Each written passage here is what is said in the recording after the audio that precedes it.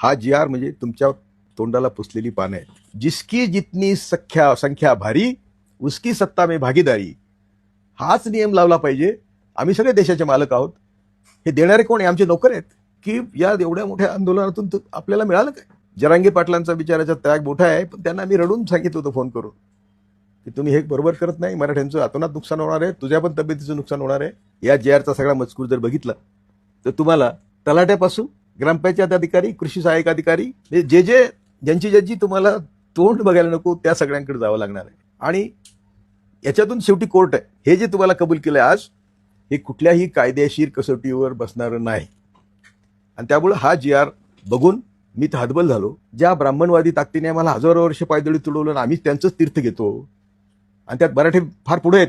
कुठला स्वर्ग, कुठला नरक, कुठले 33 कोटी देव, कायम तुम्हाला काल्पनिक जगात ठेवून तुम्हाला मूर्ख बनवण्याचं काम ज्यांनी हजारो वर्ष केलं, जी आर काढून त्यांनी हेच काम केलेलं आहे. कायदेशीर आरक्षण जर द्यायचं असेल तर ते केंद्र आणि राज्य मिळूनच देऊ शकतं.